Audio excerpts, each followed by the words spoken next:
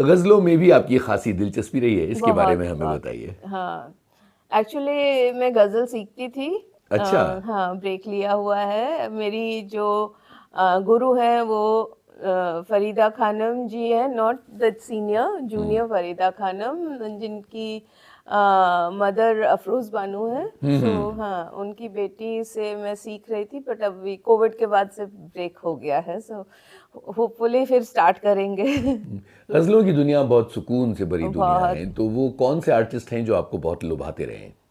जगजीत साहब, Chitra ji, then Pankaj Udhas, then Talat Aziz, of course favourite तो फरीदा जी हैं मेरी, फिर फरीदा खानम जी, एंड मेहदी हसन। क्या बात है! तो क्या जब आप पेंट कर रही होती हैं, पीछे म्यूज़िक चल रहा होता है साथ में? मोस्ट ऑफ द, हाँ, काफ़ी टाइम म्यूजिक होता है पीछे। कितना इम्पोर्टेंट है पेंटिंग करते हुए म्यूज़िक होना और उसका क्या इम्पैक्ट आपके ऊपर पड़ता है?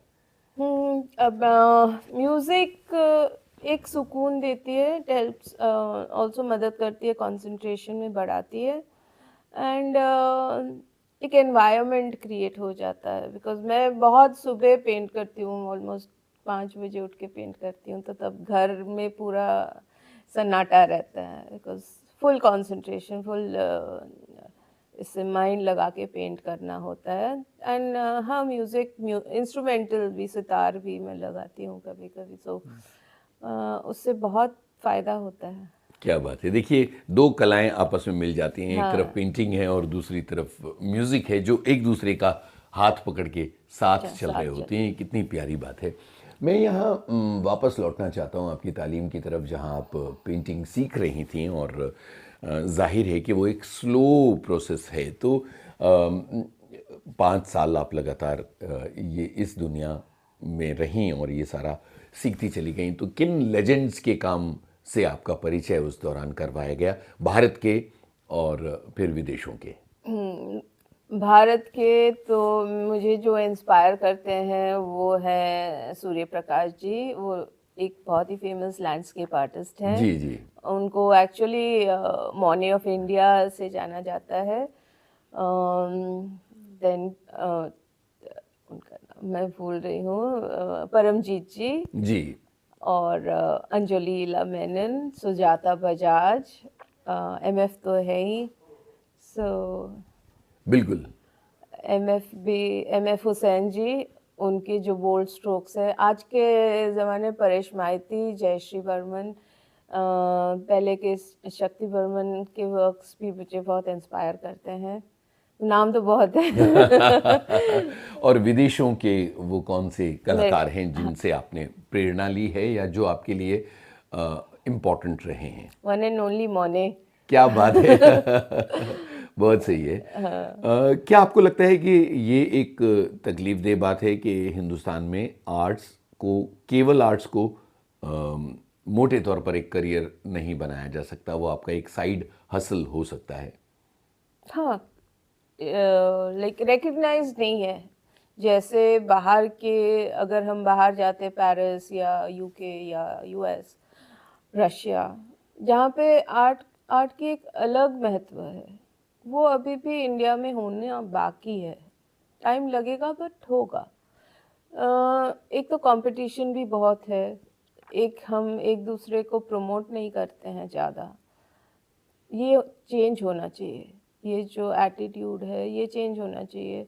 सो उसके लिए मैं मेरा एक खुद का गैलरी भी है। सो मैं जहाँ पे senior artist as well as promising artist को भी प्रमोट करती हूँ, ग्लोबली, वर्ल्ड वाइड। तो बहुत सही बात है। जब आप सीख रही थीं तो आपने किस मीडियम को अपनाया था? आपको वाटर कलर ज़्यादा अट्रैक्ट करते रहे हैं या other oils, mediums? Oils my, हमेशा ऑयल्स में आप पेंट हाँ, करते रहे फर्स्ट हैं। Love is oils.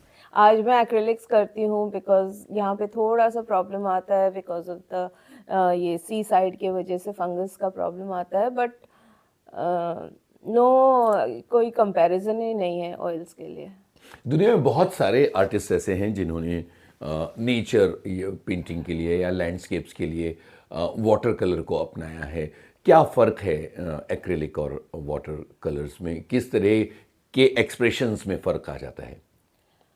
डेप्थ, जी, हाँ, जो जाहिर सी बात है। हाँ, जो इफ़ेक्ट हम ऑयल्स या एक्रिलिक्स में लाते हैं, वाटर कलर्स में वो इफ़ेक्ट नहीं आ पाता है बिकॉज़ मीडियम के वजह से। एक डेफिनिट यस, यस। स्ट्रोक्स नहीं हो हाँ, पाते हैं, उसमें एक हाँ, फ्लूइड। स्वे आता है, फ्लो लाइक वो एक पॉइंटेड एक्सप्रेशन नहीं हो पाता है। राइट, सो व्हेयरएज़ थोड़ा ऑयल, हाँ, एब्स्ट्रैक्ट। थोड़ा एब्स्ट्रैक्ट, हम शार्प इमेजेस नहीं क्रिएट कर पाते हैं। वो एक थोड़ा-सा स्प्रेड होता है वाटर कलर्स में, बट एक्रिलिक्स में बेस्ट तो ऑयल्स है बिकॉज़ ऑयल्स तो में जो कितने वक्त तक ऑयल्स करती रही आप, बाद में एक्रिलिक की तरफ मुड़ी? मैं तो ऑयल्स आज भी करती हूँ। एक्रिलिक बेसिकली इसलिए कि बॉम्बे का क्लाइमेट अलाउ नहीं करता, बट अगर मुझे मौका मिले तो मैं ऑयल्स ही करूँ, अच्छा। ऑयल्स ही करूँ। हाँ, टाइम लगता है उसमें। एक्रिलिक जल्दी हो जाता है फटाफट, एंड आजकल पेंट्स भी इतने अच्छे हो गए हैं कि वो ऑयल के इफेक्ट ही देते हैं। लाइक कोई अगर दूर से देखे, वो मुझे पूछते हैं ये ऑयल्स है या एक्रिलिक्स, तो मैं बोलती हूँ नहीं, ये एक्रिलिक्स है, बट उसका जो इफेक्ट है वो ऑयल का इफेक्ट है। जी, क्या कभी ऐसा हुआ कि अम, आप कहीं किसी कुदरती जगह पर हैं और आपको कोई एंगल, कोई कोना, कोई जगह बहुत पसंद आई और आपने अपना वहाँ कैनवस लगाया और पेंट किया हो? हाँ, किया है। नॉट इतना बार नहीं किया है, बट हाँ, मैं सी साइड बहुत पसंद करती हूँ, सीस्केप्स बहुत करती हूँ, एंड स्पेशली जो बाहर स्कॉटिश सीस्केप्स है वो बहुत ही आकर्षित करते हैं। तो किया है मैंने वहाँ भी, बट मोस्टली कैप्चर किया है अपने कैमरा पे, आके घर पे सुकून से बैठ के बनाया है मैंने। बिकॉज जी, मैं थोड़े बड़े कैनवसेस करती हूँ, बिकॉज वो जो इफेक्ट आता है एक बड़े कैनवस में, एक वाइड एंगल सीस्केप क्रिएट करना और स्मॉल इस पे स्मॉल कैनवस पे, तो फर्क बहुत नज़र आता है। बिल्कुल सही है। मुझे ये बताइए कि फर्स्ट एग्जीबिशन कब हुई थी आपकी, और उसको लेके किस तरह की नर्वसनेस थी और क्या रिस्पांस आया था तब? फर्स्ट एग्जीबिशन स्मॉल, एक छोटे स्केल में किया था मैं, करीब बैंगलोर में किया था इन 2003 में। सो फर्स्ट कमर्शियल एग्जीबिशन, उसके पहले तो किया है, बट हाँ, नर्वसनेस नहीं थी एक्चुअली, एंजाइटी भी नहीं बोल सकती हूँ, बट एक अजीब सा फीलिंग होता है व्हेन यू डू, जब फर्स्ट शो करते हो। बट रिस्पांस तो अच्छा था, एंड उससे इनकरेजमेंट मिली, लोगों ने अप्रिशिएट किया। आई फील वो बहुत मायने बिल्कुल। रखता है कि लोग आज भी, लाइक मैं अभी लंदन में सोलो था मेरा पिछले सितंबर महीने में, तो लोग कहाँ से आए, स्कॉटलैंड से आए, कोई मेरे फेसबुक फ्रेंड्स आए, बोले कि हमने सिर्फ फोटोज देखा था, अभी लाइक रियल में हमको देखने को मिल रहा है। And वो बहुत अच्छा लगता है कि कोई इतना एफर्ट्स लेके आए आपके शो में दूर दूर से, बिल्कुल। एंड अप्रिशिएट करे, तो बहुत अच्छा फीलिंग था वो। अपनी एग्जीबिशंस के बारे में बताइए कि बेंगलोर में एक छोटे पैमाने पे शुरू करने के बाद किस तरह की आपकी यात्रा वो रही है, हाँ, एग्जीबिशंस की अच्छा यात्रा? ही हो रहा है। मैंने 80 शोज कर लिए वर्ल्ड वाइड। किन किन देशों में गई और भारत में कौन कौन सी इंपॉर्टेंट गैलरीज में आप एग्जिबिट कर चुकी हैं? सभी, नेहरू सेंटर, जहांगीर बॉम्बे में, हैबिटेट सेंटर दिल्ली में, आईफैक्स दिल्ली में, दुबई में, लंदन में नेहरू सेंटर ये अपने गवर्नमेंट के तरफ से था। देन सभी जगह आई थिंक, साउथ बैंगलोर में हुआ है एग्जीबिशंस, अभी डाउन साउथ हैदराबाद, एंड इसमें प्लान हो रहा है। सो एंड मैंने 28 सोलोज करे हैं अब आज तक। क्या So, बात है!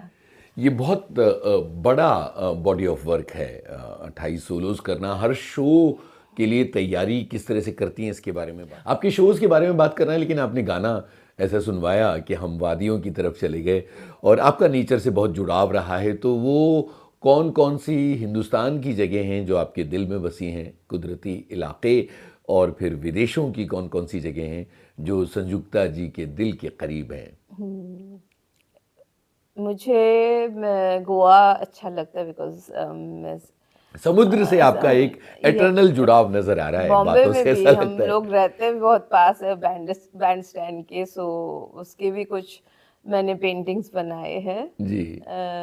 ऑफ कोर्स बचपन में तो मैं गई हूँ शिलोंग, गुवाहाटी, उसके भी कुछ यादें हैं हिल्स के, तो हिल्स भी अच्छा लगता है पेंट करने के लिए।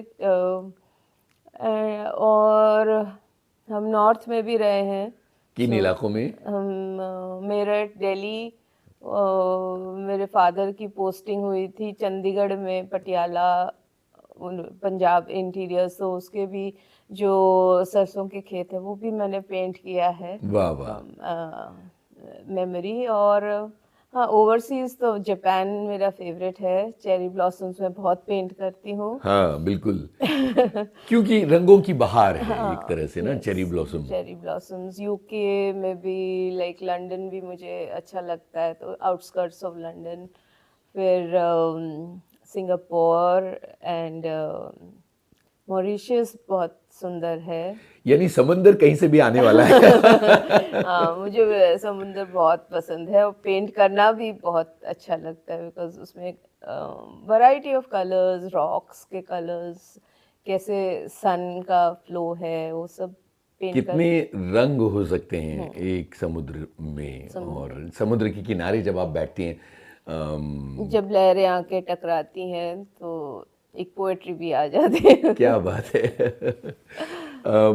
जाहिर है आपने बहुत सारे समुद्र के कैनवासेस प्रिंट किए हैं, और समुद्र से जो आपका जुड़ाव है, तो वो आपके मन और आपकी ज़िंदगी पर क्या असर डालता है जब आप समुद्र के किनारे बैठी होती हैं सुकून से, और एज अ पेंटर समुद्र को देख रही होती हैं? हर बार कितना अलग होता है, और उस वक्त मन में क्या चल रहा होता है? बहुत ख्याल आते हैं कि घर जाके उसको पेंट करना है, किस तरीके से पेंट करना है, कौन से साइज में पेंट करने से उसका इफेक्ट। सनसेट का एक अलग, लाइक मिनिमलिस्टिक भी होते हुए भी, लाइक ऑरेंज टोन्स लेके भी हम पेंट कर लेते हैं 2-3 कलर्स में भी, बट उसका इफेक्ट जो आता है वो बहुत रियलिस्टिक होता है। सो वैसे ही जैसे सनराइज होता है उसका इफेक्ट अलग आता है, बट हाँ, सूर्य के ये सीस के पास बैठने, समुद्र के पास किनारे बैठने से बहुत अलग अलग ख्याल आते हैं। एंड हाँ, बहुत मैंने सीस्केप बहुत पेंट किए हैं, अलग अलग मीडियम्स में, अलग फॉर्मेट्स में, and knife work, brush work, बिल्कुल। बहुत बहुत बहुत ही डाइवर्स सब्जेक्ट है वो। बिल्कुल। देखिए, पूरा समुद्र का एक दृश्य आपने खींच दिया कि कैसे एज अ पेंटर आप समुद्र को देखती हैं, समुद्र के किनारे होती हैं तो क्या कुछ चल रहा होता है। पर ये सुनने में आसान लगता है, लेकिन जब एक पेंटर अपनी एग्जीबिशन की तैयारी करता है तो कई महीने बल्कि साल भी लग जाता है, कई साल भी लग जाते हैं पेंटिंग की तैयारी में। तो वो लोग जो हमें सुन रहे हैं, पेंटिंग की दुनिया से हैं, वो तो इस बात को बहुत अच्छे से जानते हैं, लेकिन जो पेंटिंग की दुनिया से नहीं हैं और दूर से इस कला की दुनिया को देख रहे होते हैं, उन तमाम लोगों को बताइए कि कैसे एक शो का थॉट शुरू होता है और एग्जिबिट करने तक का वो जो लंबा सफ़र है, वो कितना बड़ा इंटरनल एंड एक्सटर्नल स्ट्रगल रहता है। बहुत बहुत स्ट्रगल रहता है, क्योंकि फर्स्ट तो हमको कॉन्सेप्ट की तैयारी करनी, फर्स्ट तो गैलरी मिलनी है। गैलरी उसकी डेट्स मिलना क्योंकि सालों साल तक सालों बुकिंग साल होती है। लग जाते हैं, एंड देन वो जब मिलती है, जैसे जहांगीर का तो ऑलमोस्ट 7 साल की वेट है, सो वो लोग 1 साल देते हैं आपको प्रिपेयर करने के लिए। तब से कॉन्सेप्ट लेके चलना पड़ता है कि आप क्या दिखाना चाहते हो 1 साल में, आप अपने ऑडियंस को क्या दिखाना चाहते हो, कितने कैनवसेस बन पाएंगे, बिकॉज 1 साल भी इतना नहीं होता है, देखते देखते बीत जाता है, एक बीत पेंटर जाता के लिए है। एक साल बहुत छोटा सा वक्त बहुत होता छोटा है। होता है ना, स्पेशली मैं जब बड़े कैनवसेस करती हूँ तो टाइम लगता है, क्योंकि एक पेंटिंग में एटलीस्ट 3 से 4 लेयर्स मिनिमम पेंट करने होते हैं, तो वो इफ़ेक्ट, जो रियलिस्टिक इफ़ेक्ट आता है। फिर एक तो वो हो गया पेंटिंग करना, गैलरी बुकिंग करना, शो प्लान करना होता है, थीम सोचना तो थीम होता होगा। शोधना होता है, फिर लोगों तक कैसे कैसे पहुंचाए ये शो, हाँ, पब्लिसिटी, बिल्कुल। पब्लिसिटी बहुत ही इम्पोर्टेंट होता है। जी। पर्सनल कनेक्ट, ह्यूमन कनेक्ट जो बोलते हैं, वो बहुत इम्पोर्टेंट होता है लोगों को। जब से आपका डेट्स फाइनल होता है, सब कुछ फाइनल, आपको कांटेक्ट करना होता है, वन ऑन वन, ग्रुप, सब जगह, वर्ल्ड वाइड। सो फिर ब्रोशर्स बनाने होते हाँ, हैं अपने, ब्रोशर्स, कैटलॉग्स, इवेंट, इनॉग्रेशन, कैसे टेक्स्ट हम, लिखना है, कितनी सारी चीजें हैं उसमें, है कि बहुत नहीं? कुछ होता है। ईच पेंटिंग के बारे में भी लिखना पड़ता है कि क्या और वो थॉट कितना है। पोइटिक लिखते हैं पेंटर्स, तो ये हाँ, लगता है कि ये पेंटर हैं कि पोइट हैं। पेंटर्स पोएट ही होते हैं। बहुत प्यारी बात बोली आपने। अच्छा, बड़े कैनवस बनाती हैं और एग्जीबिशन के लिए जाती हैं, तो एक पेंटिंग में मैक्सिमम और मिनिमम कितना टाइम लगता रहा है आपको? मैं एक्चुअली एक साथ 3 से 4 पेंटिंग साइड बाय साइड करती हूँ। अरे बाप रे, ये तो बड़ा मुश्किल काम है। मतलब ये इतना बिकॉज एक सूखता, मल्टीटास्किंग। या एक सूखता है तो बाय दैट टाइम हम दूसरे पे काम चालू करते हैं, तो वो खत्म होता है तो फर्स्ट वाला रेडी होता है सेकंड कोट के लिए। नहीं तो अगर एक करेंगे तो बहुत महीने लग जाते हैं। सो 3 to 4, 3 से 4 पेंटिंग्स मैं करती हूँ साथ में। एक सोलो शो के लिए कम से कम 50 पेंटिंग्स तो लगाने पड़ते हैं हमको, अच्छे साइज के। बिल्कुल। 50 से 60 पेंटिंग्स तो लगाने पड़ते हैं हमको, तो उस पे काम करना पड़ता है एक साल पूरा, सब कुछ भूल के। एंड कंटिन्यूस थॉट प्रोसेस चलता है कि इसके बाद काफ़ी बार थोड़े से लाइक चेंजेस भी करने पड़ते हैं, क्योंकि जो हमने सोचा था वो होता नहीं है, उससे अलग कुछ आ जाता है। मैं क्योंकि सेमी एब्स्ट्रैक्ट फॉर्म में करती हूँ, तो जो मैं बताना चाहती हूँ वो रियल भी होना चाहिए, बट नॉट एब्स्ट्रैक्ट भी होना है। सो हाँ, चैलेंजेस तो रहते हैं। अच्छा, कभी ऐसा हुआ है कि अचानक नींद से जाग उठी हो कि ये कुछ ख्याल आया है तो इसका बहुत कि बार होता है, बहुत बार होता है। जी। मतलब 3 बार उठ के भी 3 बजे उठ के भी पेंटिंग करती हूँ कभी कभी। नींद से जाग के सीधे पेंट करने लग गए, ये करते इतना हैं सारा और जुनून भी होता है? हाँ, वही होता है, जुनून नहीं होता है, which, जहाँ आपको जहाँ ले जाएगा। नॉर्मल आदमी, लाइक जैसे क्या बोलते हैं, सिस्टमैटिक वे में नहीं होता है। जी, जी। तो एक इट्स पेंटर, आपका सोल, आपका वो पूरा इन्वॉल्व होता है। बाकायदा बाकायदा, क्योंकि आप किसी एक चीज़ को क्रिएट कर रही हैं। क्रिएट। यहाँ एक बड़ी इम्पॉर्टेंट चीज़ है कि एक पेंटर जो है वो एक तरह से बहुत ज़्यादा मशक्क़त वाला काम कर रहा होता है। आपने बताया कि एक बार में आप 7-8 घंटे भी काम करती चली जाती हैं। ये बहुत थकान वाला काम है, लगातार खड़े रहना, काम करना, और जो कुछ आपके जहन में है उसको कैनवस पर उतारना, तो इसमें तो फिटनेस का भी बहुत ख्याल रखना पड़ता है। वो माइंड फिट रहा तो सब कुछ फिट रहता है। बहुत सही बात है। तो इतने घंटे काम करते हुए, और जाहिर है कि अकेले काम करना है, और किसी तरह का कोई डिस्टरबेंस नहीं चाहिए, ध्यान पूरा आपके कैनवस पर है। ये मानसिक रूप से कितनी थकान का काम है? It's energising. तो कभी थकान नहीं होती है उससे। इनफैक्ट और अच्छा लगता है। कभी मेंटल थकान पेंटिंग से कभी नहीं होती है, बिकॉज आप कुछ क्रिएट कर रहे हो ना, आप उसके सामने देख रहे हो, आप एक इन्वॉल्व हो, जो क्रिएशन आपके सामने उभर रही है उसके साथ आप जुड़े हुए हो। सो कभी वो मेंटली थकाती नहीं है आपको। कभी ऐसा होता है कि जो आपके जहन में है वो अ, उसको कैनवस पर लाने में बहुत दिक्कत का सामना करना पड़ रहा है?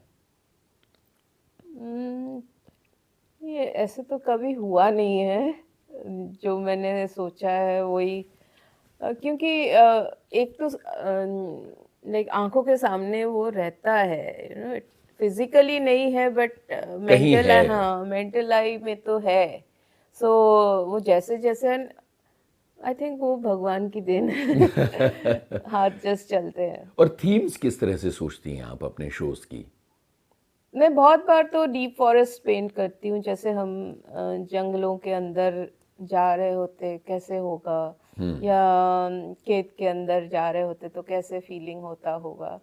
सो जैसे, और कभी ऐसे जैसे एरोप्लेन से जा रहे तो वो एरियल व्यू का भी मैं पेंट करती हूँ। वाह वाह। सो 360 भी पेंट करती हूँ। सो जो आया मन में वो कर पेंट कर देती हूँ मैं। एंड हाँ, इतना मुश्किल तो नहीं लगता कभी। जी, जिंदगी के बाकी काम भी होते हैं, घर की जिम्मेदारियां भी होती हैं, तो इस सब के बीच में बैलेंस कैसे मैनेज करती हैं? हो जाता है, करना पड़ता है, बिकॉज फैमिली भी इम्पोर्टेंट होती है। मेरी डॉटर है तो उसके भी बहुत सारे रिक्वायरमेंट्स होते हैं, उसके कॉलेज के काम के भी, तो उसके बीच में मुझे वो सब भी करना पड़ता है। तो जब मैं पेंट करते हुए घर की चीज़ों और जिम्मेदारी की चीज़ों के लिए उठना होता है तो लय टूटती है, कुछ लगता है कि मैं ये एक जनरली सिलसिला जब टूटा पेंट है? करती हूँ तो सब घर से निकल चुके होते हैं, और बहुत सुबह पेंट करती हूँ तो सब सोते हैं। सो मेरा वो पीस टाइम बहुत इम्पोर्टेंट होता है, बट हाँ करते हैं, जो लाइट वर्क जो होता है वो कर लेते हैं। जी, आप कुदरत को पेंट करती हैं और आपकी एग्जीबिशंस के बारे में इतनी सारी बातें हो गई। अपने आप को एंटरटेन करने के लिए क्या करती हैं? यानी जब पेंट नहीं कर रही होती हैं, तब खाली वक्त में क्या हो रहा होता है?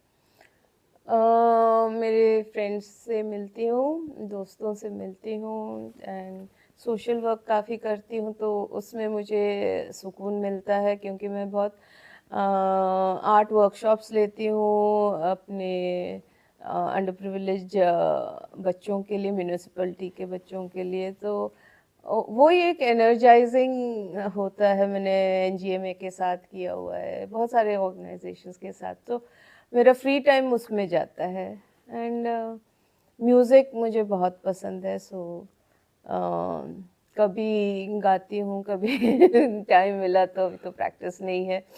सो एंड हाँ, मुझे ट्रैवल करना बहुत अच्छा लगता है, तो ट्रैवल भी बहुत करती हूँ। तो ये सोलो ट्रेवल्स होते हैं? नहीं नहीं, मैं हस्बैंड के साथ ट्रैवल करती हूँ, फैमिली के साथ। जी। अभी तक नहीं, शायद करूँगी। तो आपकी सबसे ज़्यादा मनपसंद जगह अगर मैं पूछूं, हालांकि आपने कुछ तो बताए हैं, हम्म। तो वो कौन सी होगी एक जगह? मुझे मेरा फेवरेट जगह तो लंदन है। मुझे वहाँ जाना, उसके स्पेशली उसके आउटस्कर्ट्स, हाँ मेन हाँ, सिटी से बाहर, वो वो बहुत बहुत ज़्यादा पसंद बहुत है। अच्छा लगता है। आज की पीढ़ी पेंटिंग की दुनिया में किस तरह का काम कर रही है और हम उनसे किस तरह की उम्मीदें बांध सकते हैं? अभी तो मिक्स्ड बैग है, कुछ सीरियस वर्क हो रहा है, कुछ बिकॉज डिजिटाइजेशन इतना हो गया, तो बहुत लोग क्विक वर्क करना, जल्दी काम करना चाहते हैं। वो एक्चुअली आज के जो पीढ़ी है वो लोग क्विक सक्सेस चाहते हैं, बट एक्चुअली एक ग्राइंड होता है। आपको चक्की में जब तक पिसे नहीं तो बन नहीं पाओगे वो। सो वही मैं चाहूँगी कि हाँ, आप लोग प्रैक्टिस करें, अच्छा काम करें, एंड मेहनत सबसे इम्पोर्टेंट होती है। ये जो एआई का चलन लगातार बढ़ता चला जा रहा है और ज़िंदगी में उसका दखल बढ़ रहा है, टेक्नोलॉजी का दखल बढ़ रहा है, जबकि पेंटिंग एक ऑर्गेनिक और ह्यूमन यस, प्रोसेस है, ह्यूमन प्रोसेस, जिसमें बहुत सही कहा जो आपने। जो एक धीमा और लंबा चलने वाला काम है, जिसमें फटाफट कुछ नहीं होता। एआई कितना डराती है पेंटर्स को, या कितना बड़ा थ्रेट है आर्ट की दुनिया के लिए? एक्चुअल आर्ट वर्ल्ड में आई डोंट थिंक सो वो ज़्यादा कुछ कर पाएंगे, बिकॉज जो आर्ट एंथुजियास्ट है और जो आर्ट कॉन्शियस है, वो एआई आर्ट कभी नहीं अप्रिशिएट करेंगे, क्योंकि उनको पता होता है कि जो एक कैनवस, एक पेंटिंग बनाने में जो मेहनत, जो शिद्दत लगती है, वो कंप्यूटर थ्रू नहीं हो पाएगी, और वो इफ़ेक्ट भी नहीं आता है। आप अब बहुत लोग ऐसे भी कर रहे हैं कि एआई से जनरेटेड पेंटिंग्स बना के उसमें ऊपर से हाथ मार दे रहे हैं पेंट का। अरे, अरे, अरे! बट वो तो पता है चल ही जाता है ना कि बिल्कुल।